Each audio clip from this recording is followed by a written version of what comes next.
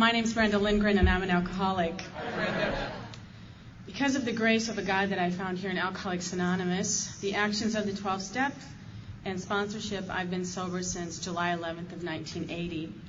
And Thank you, but that's not for me. That's for Alcoholics Anonymous. If it was up to me, I wouldn't be here.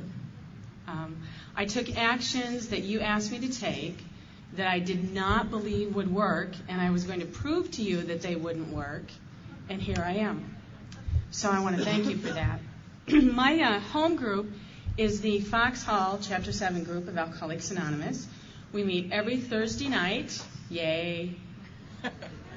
We meet every Thursday night at 7:30. Like Terry says, handshaking starts at 7 in Eden Prairie, Minnesota, at the Wooddale Church. So if you're ever in town and you need a meeting on Thursday night and you need a ride to the meeting, just call the intergroup office, tell them you want to go to the Foxhall meeting, and somebody will get you.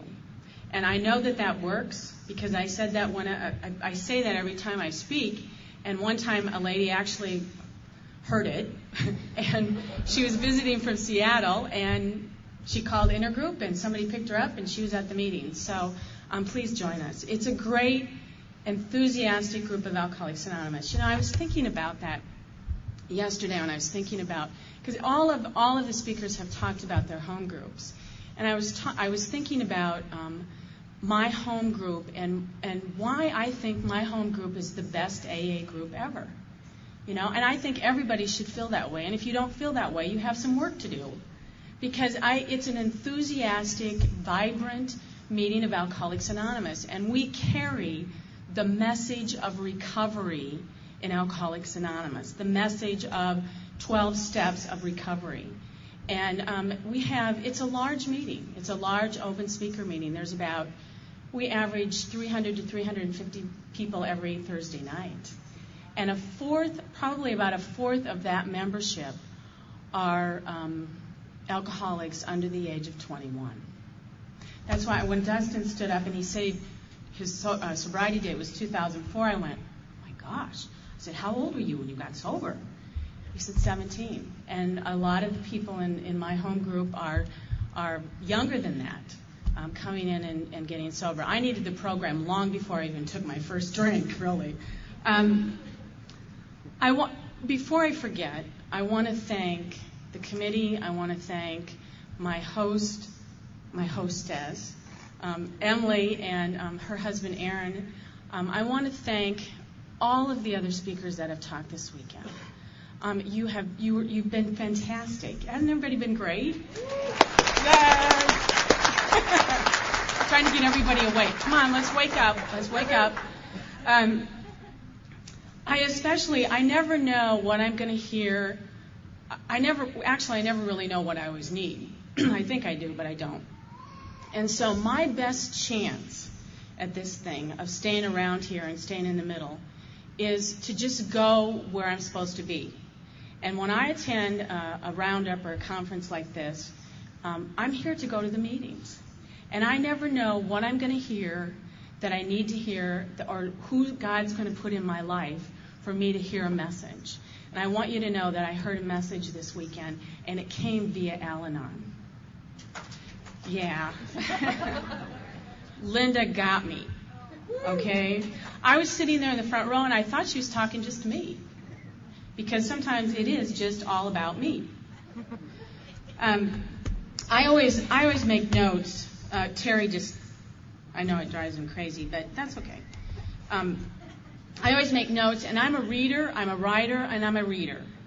And so I was saying before the meeting, it was no coincidence that when I served as delegate, had the privilege of serving as delegate for my area, that I served on the literature committee. And I decided that when I found that out, I thought, oh, I'm going to read every piece of literature that we have. I've read a lot of the books, but I'm going to get it all. Even our service literature, and that's not conference approved, but I'm going to read that too. And I couldn't. We have a lot of literature. We really do. But you know, I learned something really important sitting on that committee, and I want to share that with you because I think it's really indicative of what we what we're all about. That we sat for, a couple of days. We were in committee longer than we were supposed to be. We had extra hours where we had to meet. And I have to tell you that the members of Alcoholics Anonymous all over the United States and Canada, all over the world, really, but we really write the literature here. It's a common message. It's a message of singleness of purpose and what can we do to better reach out to the alcoholic who still suffers. I will never make it through this morning without crying. That's just the way it's going to be. Because I'm a crier too. But we deliberated and we discussed and we left no stone unturned in trying to make decisions of what goes into our literature to make sure that the message that we carry in the literature of Alcoholics Anonymous is one single message with our singleness of purpose, and it's nothing more than that, okay? And so I really learned a lot in serving on that committee, and I learned that my best ideas are not always the best for AA as a whole. I would like to think that they are, but thank goodness that I have a God of my understanding today that allowed me the opportunity, that helped me, gave me the courage and the strength to be open to hearing what other people had to say and to really look at what is best for Alcoholics Anonymous as a whole. So I use the literature. It says it better than I can. I use the literature. The other thing that Cindy mentioned when you were talking yesterday about the fact, and I noticed this too, and I went, dang, she took my line, is that all of the speakers this weekend are couples. And it is really, it's important for me to see other members of AA and Al-Anon in recovery who have been together for a long time. That was one of the things that attracted me to my sponsor and to her husband, was the fact that they had been sober even when I got sober. My sponsor sobered up in 1964, and Dick sobered up in 65. Yeah, she's got a year more than he does. That's right. Okay, so anyway, and they had been sober a long time. I came around in 80. They had been sober a long time and been together a lot of that time, and I wanted that. I wanted to be able to have a long-term relationship with someone where I wasn't taking a hostage, because that's all I knew, And I use people. Those are the kinds of relationships that I had when I was in alcohol, when I was drinking. Is I use people. I use men. I was manipulative. I wanted what I wanted when I wanted it, and I used you. And when I was done, you were gone, and I moved on to somebody else. And I didn't like that. There was a piece of me, every time that happened, there was a piece of me that just kind of chiseled off. And so it was really something that I desired. And after I'm going to jump all over the place, okay? I'm sorry. I'm drunk, I'm sober, I'm drunk, I'm sober. But I can't tell. I was thinking, I was looking in the mirror this morning and I said, God, please just help me to make sure that I can try to get my words in a straight line in my head so that they come out with some meaning and make sense. Because sometimes I have all this, I don't know if you're like this, but sometimes I have all this stuff swirling around in my head, and it seems like the words just don't want to go in a straight line to come out. So I'm going to try to make sense this morning, but I will be all over the place. Anyway, where was I? Long-term relationship. So it was really nice to be able to see that you all have relationships long-term, and that you're doing it together one day at a time in recovery from the illness of alcoholism. So I want to thank you for that. And I want to thank the committee for doing that. I think that's great. Okay, yay. Okay, I'm going to start backwards today, because that's just sometimes how I do things. But what I want to talk about, because I sometimes forget, is I want to talk about what I do today to maintain my spiritual connection. What I do today to stay in the middle of Alcoholics Anonymous.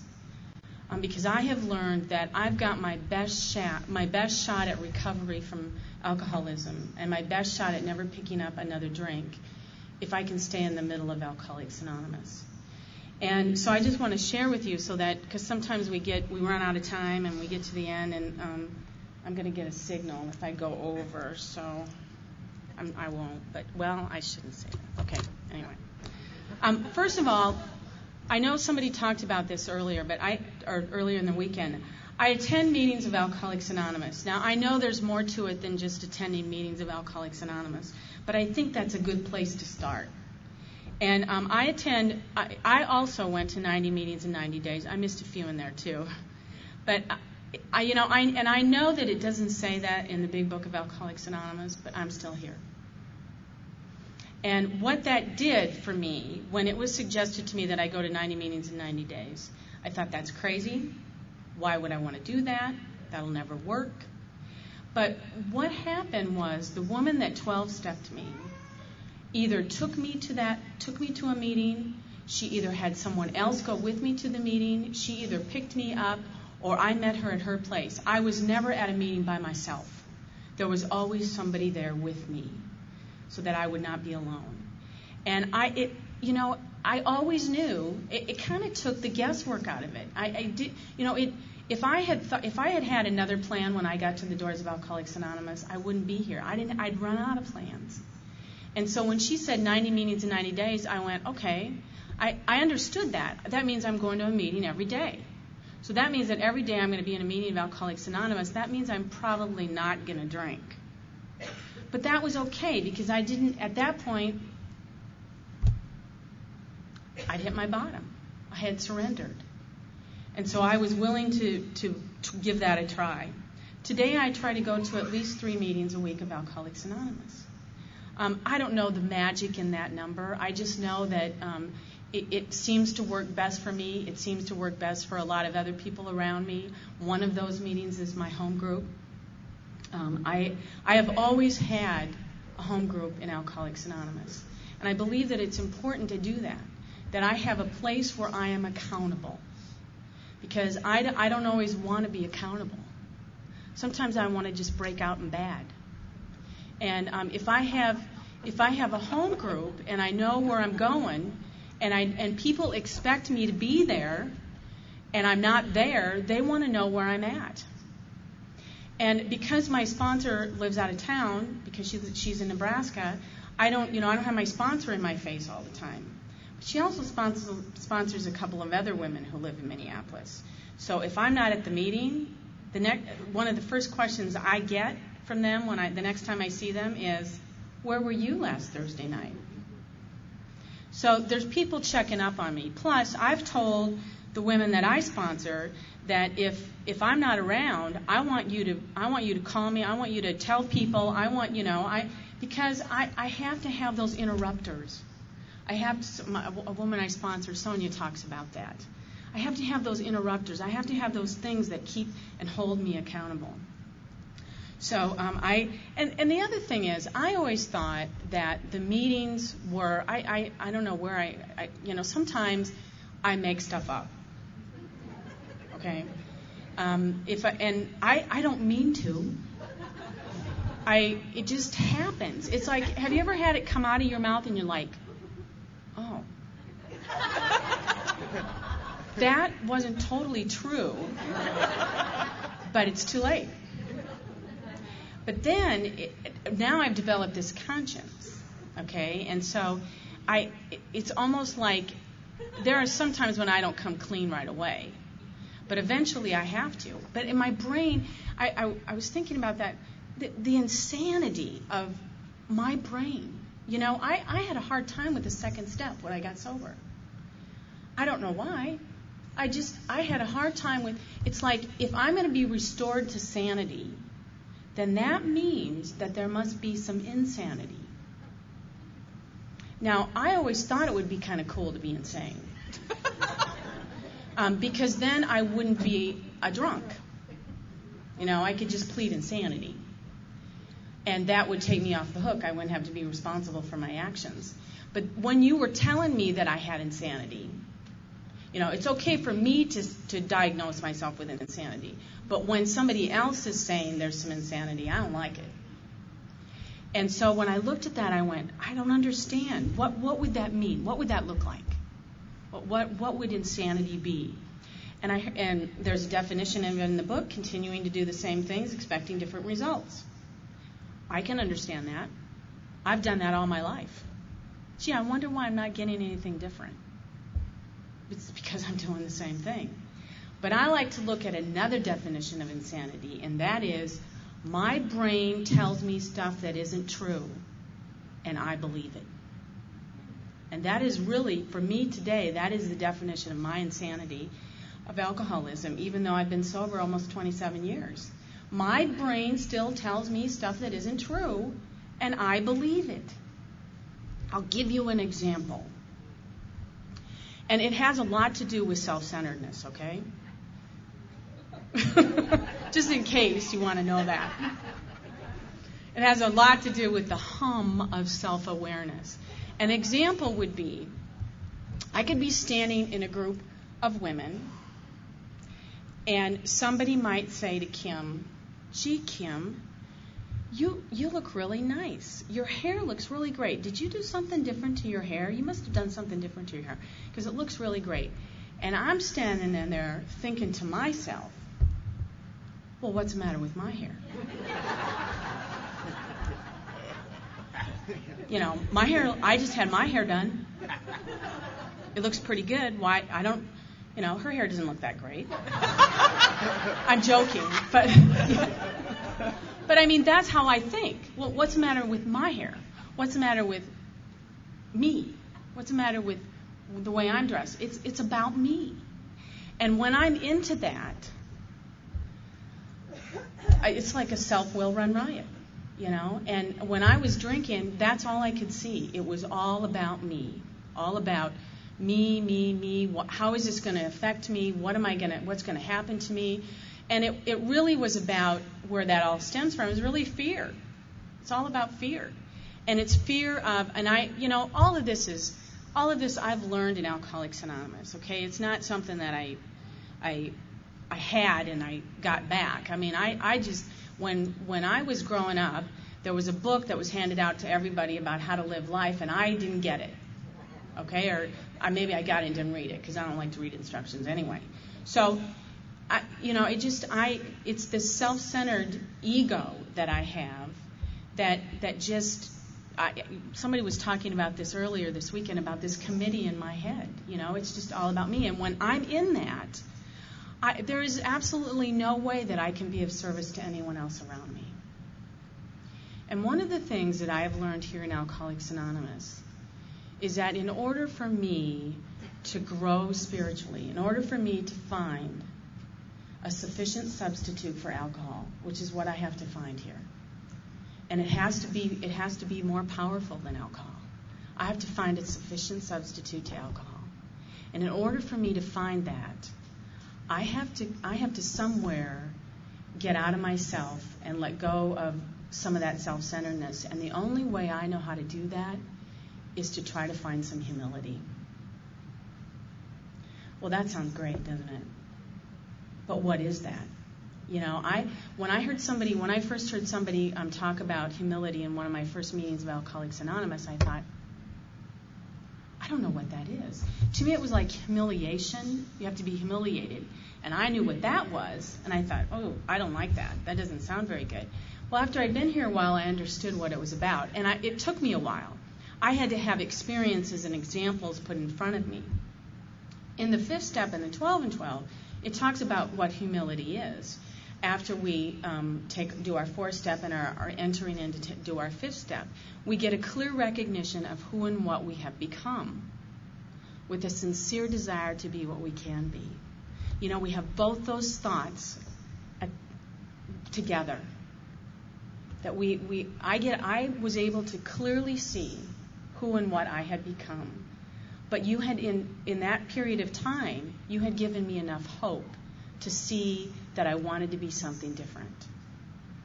My first lesson in humility, and I want to talk about this because it really was a turning. It was one of my first turning points in my sobriety. I had been sober, I don't know, maybe 3 months. And when I sobered up in Sioux City, Iowa. And I sobered up at a clubhouse called 14th Street. And the woman who was my first sponsor, after the meeting, they would always go to coffee. And they would always invite me to go to coffee. And I would always say no. No, thank you. Not going to coffee. Because I knew what happened at coffee. You know, you had to talk. And you had to say stuff that was intelligible or something that made sense. And I thought, you know, if I say something, if I start talking, they're going to know. I don't know what you're going to know, but you're going to know. You're going to know about these fears that I have, these fears of not getting something I want, losing something I have, or what will people think. Always made my decisions based on that. So, no, I'm not going to go to coffee. Well, after about going to meetings for about 3 months, I had a weak moment one night, and they asked me to go to coffee, and I said, okay. And I went to coffee, and we're sitting at coffee, and I'm a little nervous, but it's okay. Okay, it'll be all right. And so I'm sitting in a booth with a bunch of other people, and everybody's talking and laughing and having a good time. It's a meeting after the meeting, and having a good time, and so I kind of got into it. You know how you just kind of enthusiasm breeds enthusiasm, and I just kind of and I was like a part of this group, and I got comfortable, and I let down my guard, and I said something. Now I can't tell you today what I said. I don't even know. It was so important I don't even remember. But I can tell you what happened after a result of that. The minute I said those words, I went, oh, crap. Why did I say that? You know, I'm thinking to myself, why did I say that? Like, it's all about me. Why did I say that? Okay, so we finish up our coffee and da-da-da-da-da, and I'm still thinking about this, and okay, good night, and I'm driving home, and I'm thinking about, that was one of the dumbest things you have ever said, Brenda. Why did you say that? You could have just gone to coffee, kept your mouth shut, everything would have been great, and you wouldn't, they wouldn't have been thinking you're so dumb, it just, all that stuff. So I get home, I'm brushing my teeth, and I'm still thinking about what I said. And it's not going away. And then we start developing plans around that, okay? I don't know if you ever had any plans around your thinking. But I'm thinking, okay, I just won't go to coffee again. Okay? That'll take care of it. I just won't go to coffee again. Okay, fine. I felt good about that. Okay, so I go to bed. And I'm laying in bed, and I'm thinking, oh, that's not going to be enough. And I'm thinking, okay, I won't go to that meeting anymore. Okay? I'll find a new place to go to meetings. These people are going to always be there, so I'll just go somewhere where there's new people. There's got to be lots of other meetings. Okay, so that's good. Okay, I'm feeling good about that. Okay, so now maybe I can relax and go to sleep. So I'm laying there, and it's not happening. I'm still thinking. And I'm thinking, maybe this AA thing isn't such a good idea. Maybe I'm different than they are. They all seem to be saying okay stuff, and I'm just different. Maybe I'm just different, and there's something else wrong with me. So maybe I just forget this whole AA thing.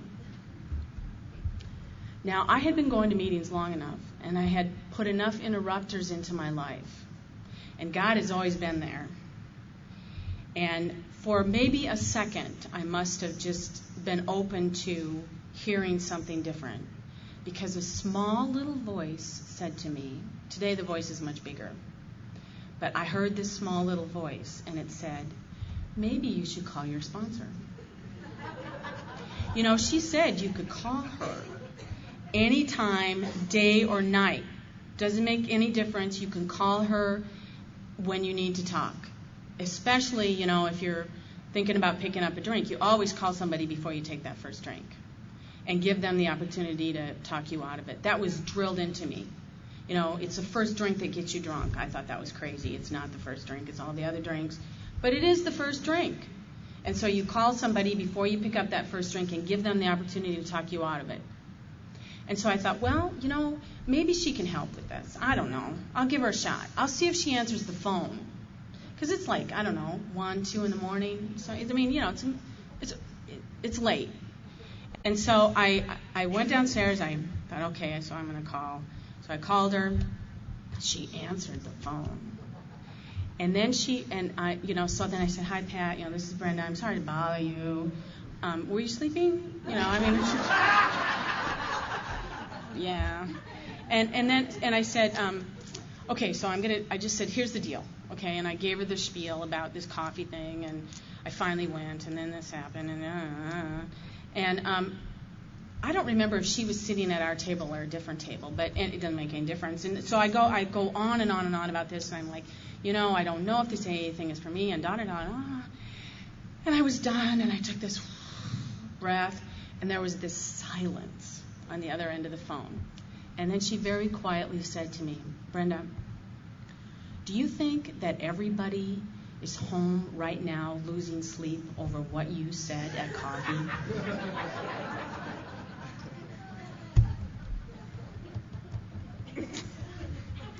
I heard that. And I heard it loud and clear.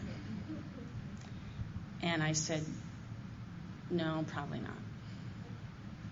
And she said, okay, well then you can stop worrying about it too, and I'll talk to you tomorrow.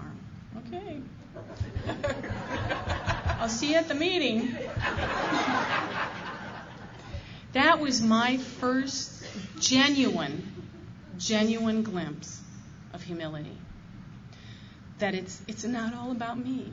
And it's not thinking less of me. It's just thinking of me less. It's that simple.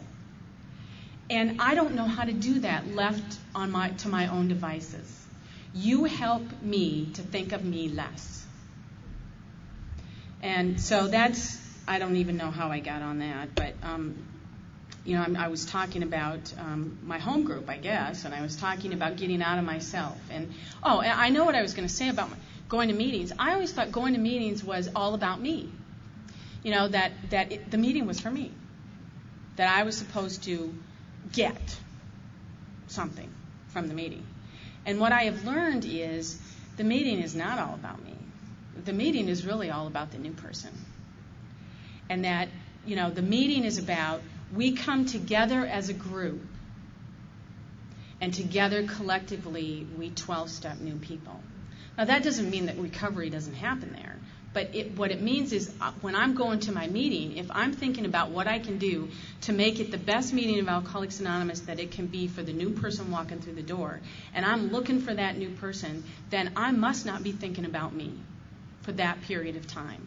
And that's why I love my group. We have greeters at the door. There's literature display at the back table, which is, by the way, just a little insight on that. If you're looking for a new person, they're usually standing by the literature table pretending that they're reading the literature. Because if they're reading, then you can't talk to them. I knew that because I did it. But anyway, so I want my group to be the best group that it can be so that I can go there and 12-step new people that are coming into Alcoholics Anonymous. Everything we do here is for the new person. And in the process of my focusing on that, I get out of myself and start taking some actions that are contrary to what I want to take. I try to live the principles of Alcoholics Anonymous in my life, and I'm not talking about the 12 steps, just the 12 steps. I'm talking about the 12 traditions, and I'm talking about the 12 concepts. Excuse me.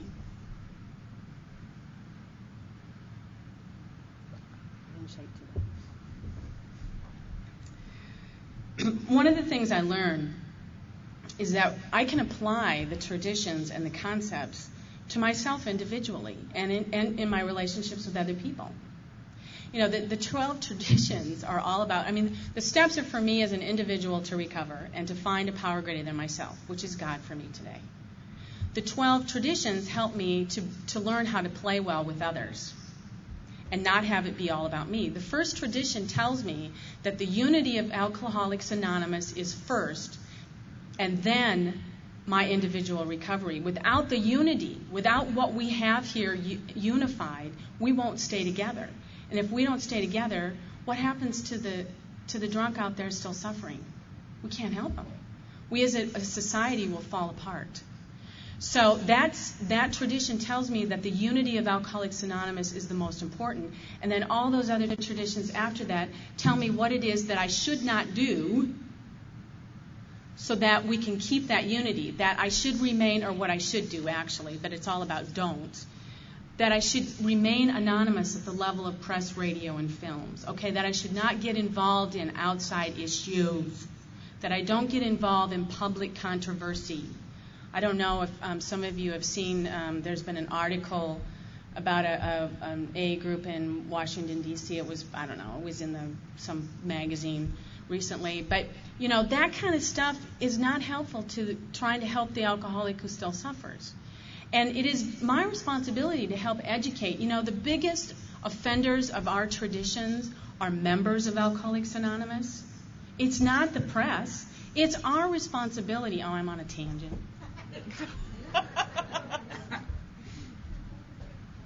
It's our responsibility. Linda told me it was okay, so I can thank you. Okay, thank you. It's our responsibility to inform the press. What, we think they're just going to pick up our traditions and read them? Oh yeah, we should make sure we don't use this person's last name. I mean, we are the biggest offenders. And I know this because when I was delegate, all of the anonymity breaks come to the delegate, right, Rod? And it's if they're locally, and it's our responsibility to write a nice letter. I mean, it's a nice letter, okay? Sometimes I wish it wasn't so nice. It's a nice letter to tell them and to explain our traditions. So it's our responsibility. Who's going to do it if we don't? We are the guardians of our fellowship. We are the guardians of our society. We are the guardians of those traditions. If we don't do it, we shouldn't expect other people to do it. You know, we have been very fortunate.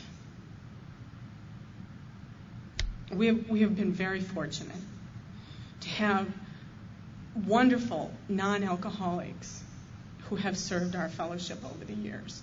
And I have had the privilege of meeting some of those non-alcoholics, and I have to tell you, they serve us for free and for fun.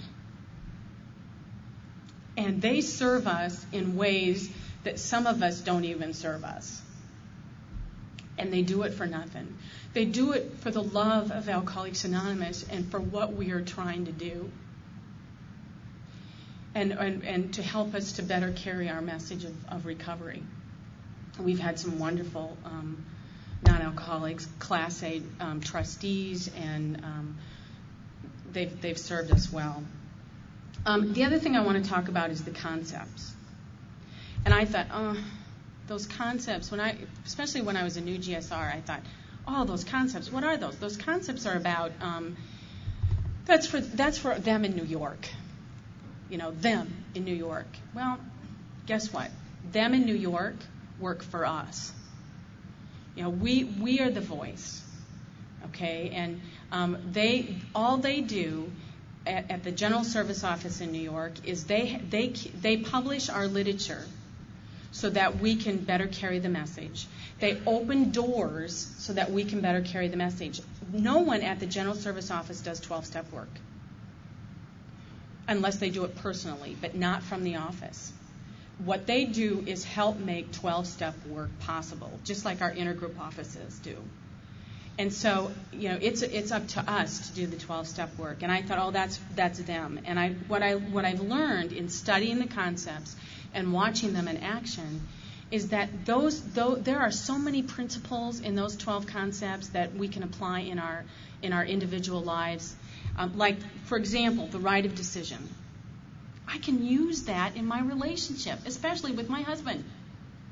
You know, we have the right of decision. Now, that doesn't mean that we can just go off and do whatever we want whenever we want to do it. But in our relationships, we allow each other that right of decision. Talks about right of participation. We all have that right to participate. It's not what he wants all the time. It's not what I want all the time. We have that right of participation because we are in a relationship together. So we both have that right of participation. The one I like the best is on leadership, and it talks about how to be a leader in Alcoholics Anonymous, how to be a leader in just whatever you're doing in life. I used to keep I know this is a little out there, but I used to keep the service manual in my drawer at work. Some people think that's weird. And when I would go into meetings, especially if it was a significant meeting where I was, maybe in charge of the meeting, or I was working with the client and trying to get them to maybe see it my way, whatever, that I was trying to disseminate some information, I would read that part on leadership, that we don't lead by mandate, that it's not about you will do this, that it's a collective conscience, okay? And so I've learned a lot about those concepts and how I can use those in relationships with other people. Okay, and the last thing that I do today is I try to carry the message to the alcoholic who still suffers. And that message is recovery through the 12 steps. And it really boils down to, and I love this part in the book where it talks about this, it really boils down to trust God, clean house, and help others.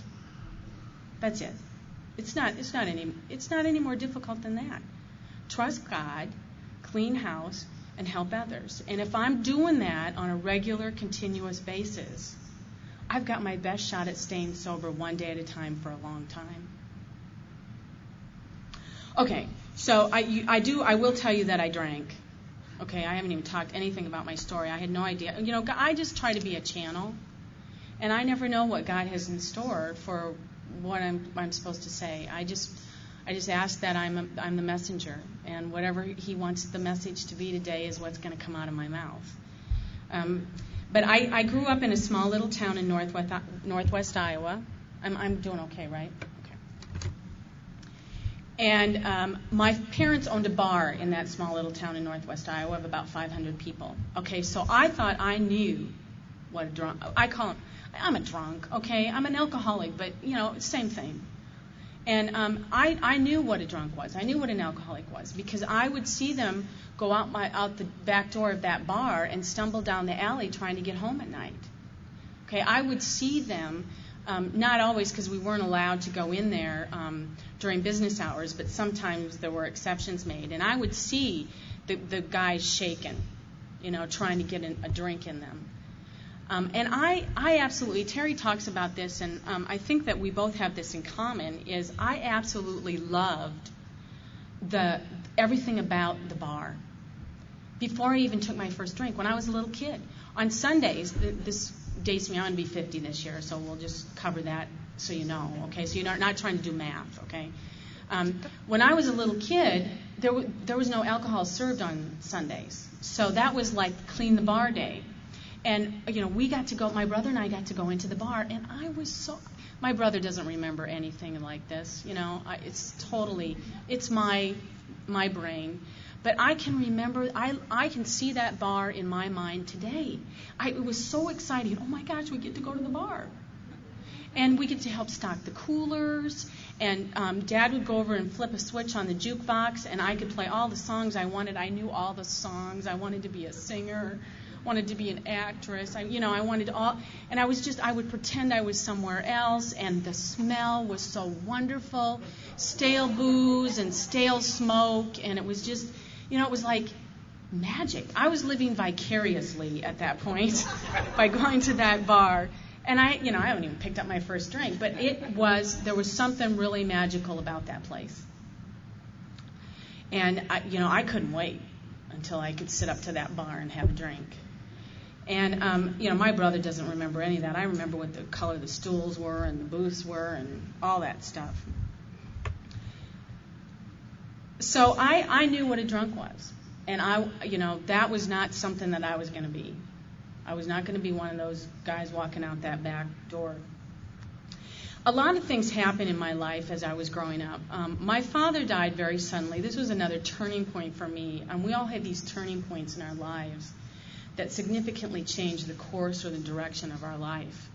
And this was a significant turning point for me. My father died when I was 13, almost 14 years old, of a condition called pancreatitis.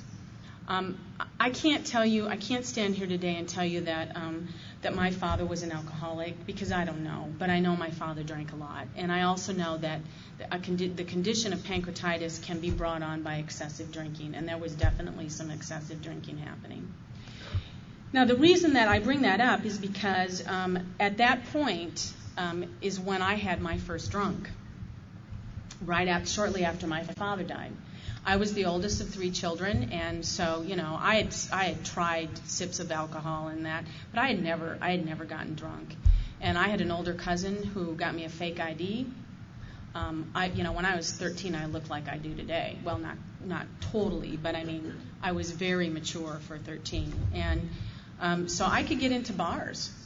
And or actually, my first drunk was a kegger in a cornfield.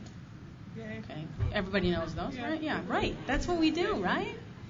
And I mean, and the cops left us alone, and you just, you get somebody to buy a keg, and everybody pays so much, and you drink however much you want, and I don't even remember all the circumstances around that, but I can tell you how I felt.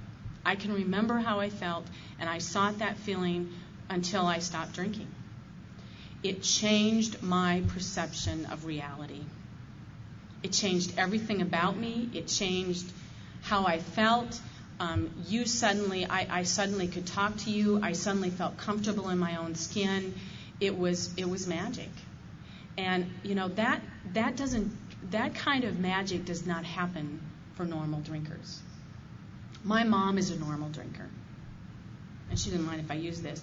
She will have 1, maybe 2, and then she will say, "No, I don't think I want any more. I'm starting to feel it." And I do not understand that. What do you mean you're starting to feel it? That's the idea. Have another one. You'll feel it even more. I just don't understand. How can you cut that off? How can you stop that? But she can. So she's a normal drinker. She doesn't understand my drinking.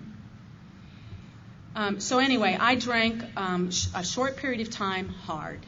And because I was the oldest, my drinking was pretty much confined to weekends. I graduated from high school and went off to college. I was the first female in my family to go to college.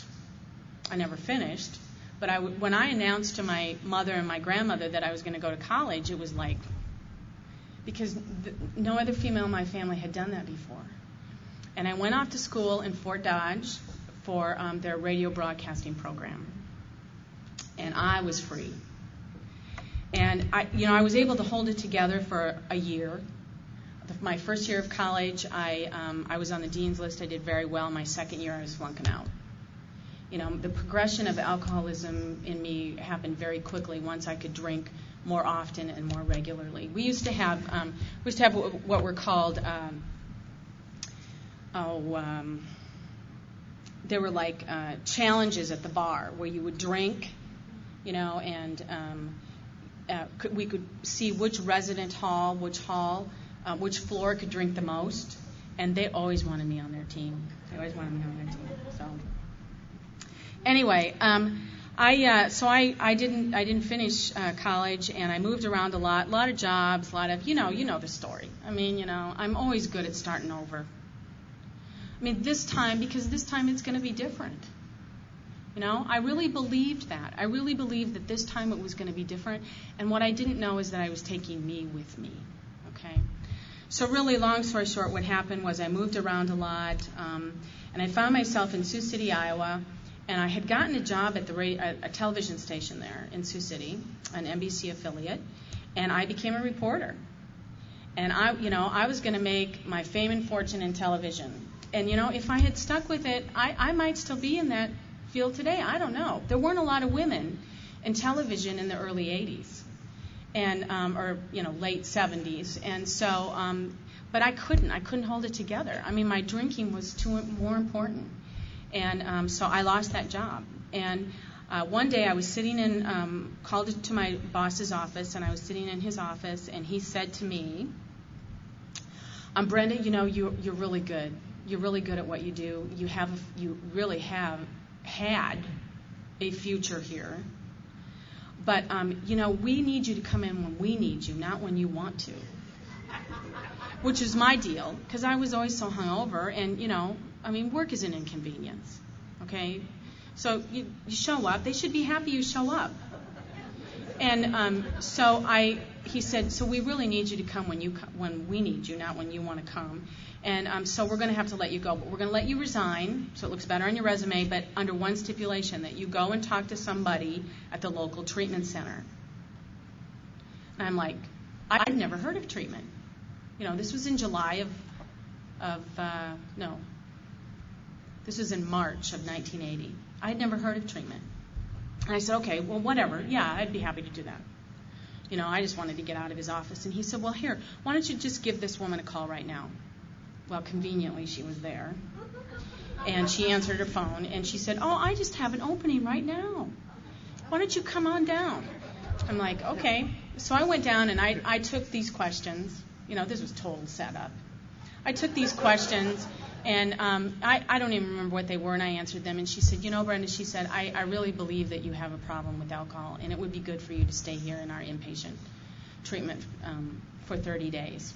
And I said, I can't do that. I said, I just lost a job. I have no job. I have no money. I have nothing. I said, I can't do that. Do you have any other options? And she said, well, we have an outpatient program. And I said, okay, I'll give me the information on that. I'll look it over, and I'll get back to you.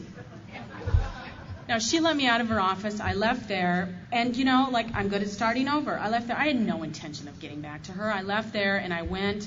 I was living with an aunt and uncle at that time. Like I said, I was moving around. And I went to their house, and I opened up the newspaper, and I thought, well, I need a job. I can't drink without a job. And I was looking through the classifieds. I was looking through the jobs that were available, and I saw this ad for a guy who was gaining custody of his 2 children, and he needed someone to move into the home to take care of the home and the children. And I went, I'm there. I know how to do that. My father died. I had a sister who was 12 years younger than I was. I had a brother who was 3 years younger than I was. I became like a surrogate mother. I helped my mom. I know how to do that. That's like a piece of cake. So I called the guy up. He was available. I went over, had an interview, and he hired me. Now, I want you to get a picture of, you heard Terry tell the story Friday night. This is the other side of it. The picture of how I showed up for that interview, okay? I had on a very tight black leotard. I was, a few pounds lighter, and a little wraparound black skirt, and wooden shoes about this tall. My hair was streaked, white blonde, sticking up. I had like 5 pounds of makeup on, and I was interviewing to take care of his children and run his home. And he hired me. What's wrong with that picture? Well, so I moved in, and we were going to set up house, and everything was going to be wonderful, and the focus was on those children, and we were going to live happily ever after in that, under that circumstance. Well, long story short, I still have active alcoholism. He's 5 years sober. I do really good for a few months, and then I get restless, irritable, and discontent. You know what that is. And I got a drink, and so I tell him one night, I knew I couldn't say I'm going to go out and get drunk. So I said, it's my cousin's birthday. I'm going to have coffee and tea. I'll be home early, da-da-da. That was on Tuesday, and I came back on Saturday. And that's when he introduced me to my first sponsor, and I already told you all that story, okay? Now, I'm going to tell you something, and I'm going to preface it. I do not believe that this is what you should do. The women that I sponsor, I suggest to them that you not get involved or make any significant changes in the first year of your sobriety, especially a relationship, because we aren't good at those. Like I said, I took hostages, and so I don't recommend this. But it happened. I got sober in July, and Terry and I were married in November.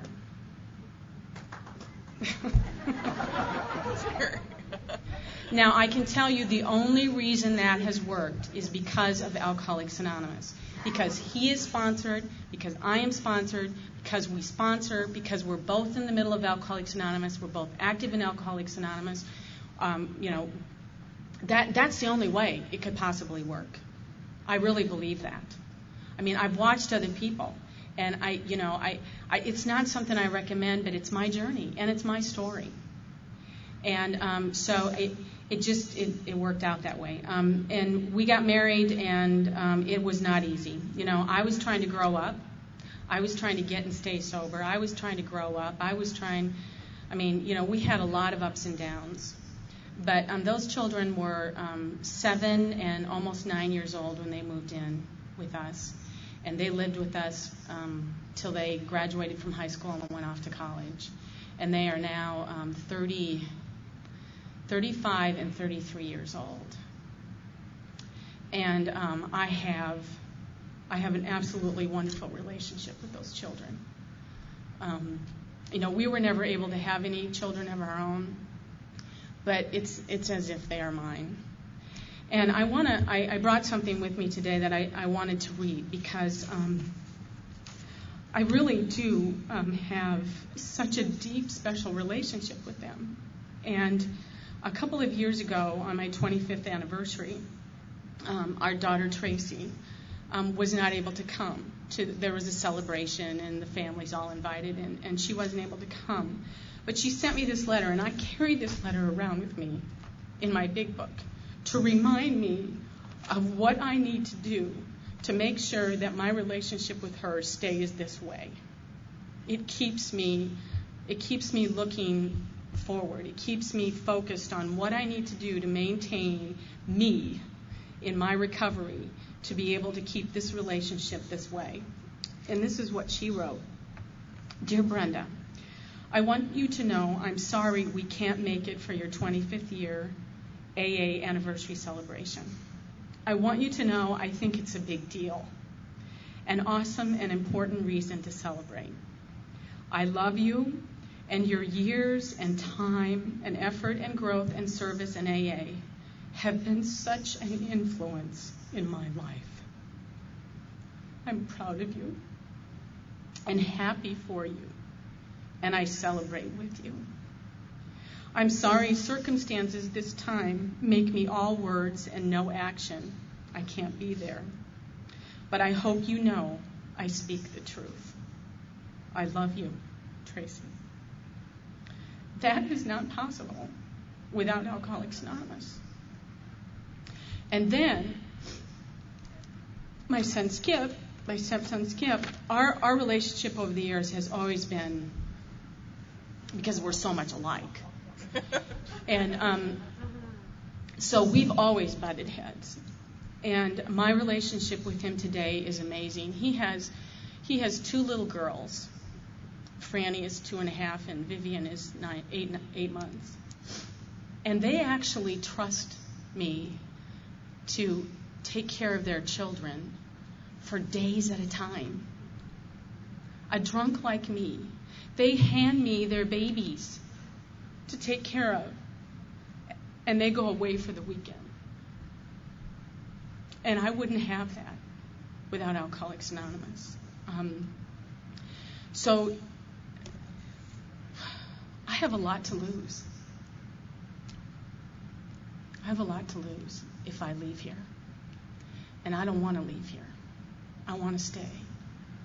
I want to stay, and I want to continue to grow, and I want to be in the middle of Alcoholics Anonymous. And with people like you, I have a chance of doing that. With the stuff that I've heard this weekend, I have a chance of doing that. How am I doing, Bill? Good? Okay. I want to talk then about a couple of things that happened. In 1985, Terry and I moved to Minneapolis. Now, I want you to know that I was convinced I would never stay sober in Minneapolis. I was 5 years sober. They do it so different. I would go to meetings and think, how are these people staying sober? This is not AA. It was so different from what I had grew up with in the first 5 years of my sobriety. And I would go to the meeting with an attitude. Imagine. I would go to the meeting with an attitude, and it showed, because I was put out. I was just, this is just, I don't know what we're going to do. I mean, not that I didn't feel welcome.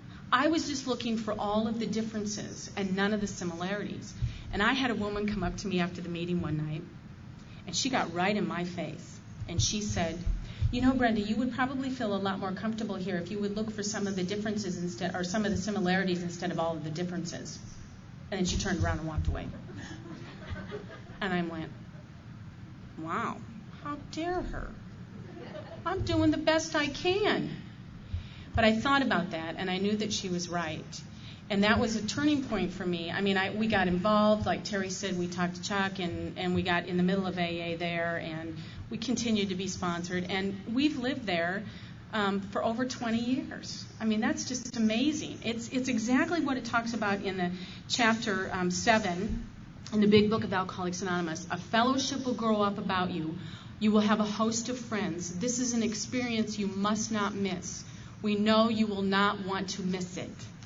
Frequent contact with newcomers and with each other, all of us, is the great spot of our lives. It's the bright spot of our lives. And that's really true. We've had some ups and downs. We've had some things happen. In 1987, when I was 7 years sober, my 17-year-old sister was killed by a drunk driver on her way to school one morning. And that, I almost drank over that. I almost drank over that whole experience. And when Scott was talking about his spiritual experience last night, I had an out-of-body experience during that time. And thank goodness that the God of my understanding's voice was louder than mine, and that I had been in the middle of AA and growing and taking some actions with the steps and had been around for a while, because the voice that came out to me loud and clear was, call your sponsor now. I was looking at me, and me was telling me, call your sponsor now. Remember, you need to pick up the phone before you take the first drink. And I did that, and I'm still here. But that was a tough one to go through. I mean, we've had stuff happen. When I was 10 years ago, I had open heart surgery. Right? 39 years old and you have open heart surgery? I had a congenital heart defect I never knew I had.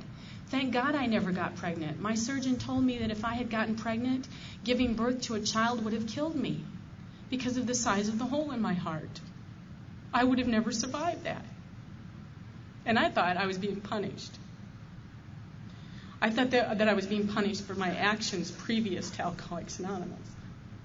God has always been doing for me what I cannot do for myself. Always, always, always. And why I ever doubt that is beyond, it's my brain. It tells me stuff that isn't true, and I believe it. So that's why I need stuff in my life, so that I can see God more clearly, so I can see that there is a direction for me. I just need to show up and get out of the way. I just need to show up and get out of the way. Recently, our little girl, Tracy's little girl, and I'm going to talk about this because this is a huge thing, that we are able to come together, just like we do in AA, that we're able to come together as a family in times of not only joy, but in hard times.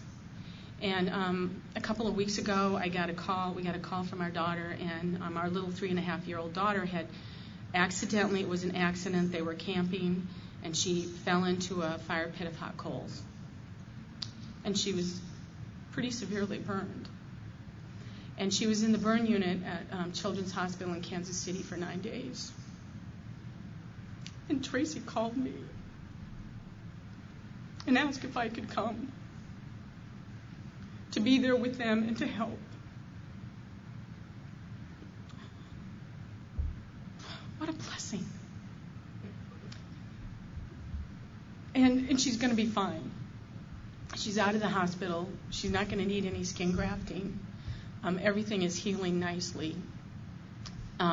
So we're very grateful for that. But to be able to be there, to be the one that she felt could give her the comfort, to be the best mom that she could be in that situation by allowing me to be the best mom that I could be in helping.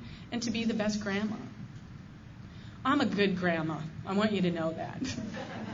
I love being a grandma, and I'm a good grandma. I love those children. It's like God gave, I never had children of my own. It's like God gave me these children, and my stepchildren are allowing me to be a huge part of their lives and their growing up. And that's a huge gift. So anyway, there's a part in the big book, and I'm going to close.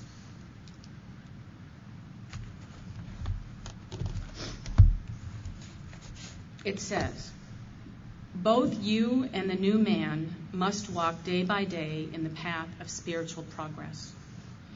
If you persist, remarkable things will happen.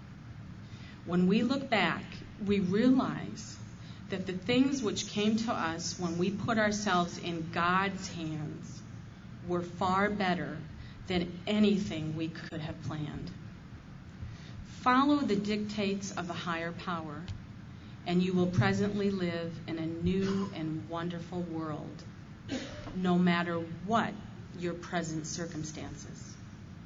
Now, that says to me, no matter what is going around me in my life, my butt might be falling off or on fire, or whatever is happening around me in my life, if I do this, I will be okay. And you will do it with me. I don't have to do it alone. I don't have to believe the stuff that my brain tells me that isn't true. I know that I am loved. I knew today when I was coming here this morning that I was going to be in a room full of friends that I loved and that loved me. I may not know all of you. I know a lot of you. This is like coming home. I grew up in Iowa. You know, I have a lot of friends here. I learned a lot here. And I knew that I was going to be okay no matter what. We do together what we can't do alone. And I just, that coming to weekends like that just reinstills that in me, that we can do together what I can't do alone. And I don't want to do it alone anymore. So please continue to walk the journey with me. Like it says the thing you're going to read at the end here, it says, trudging the road of happy destiny. You know, when that was written, trudge did not mean what we think it means today. It wasn't like kicking, dragging, screaming, no, I don't want to do it. It wasn't that. What trudge meant back in 1930s when this was written was walking deliberately with a purpose. And every time I hear this read, that's what I think. You will surely meet some of us as you walk deliberately with a purpose, and he will keep you, deliberately and with a purpose toward the road of happy destiny.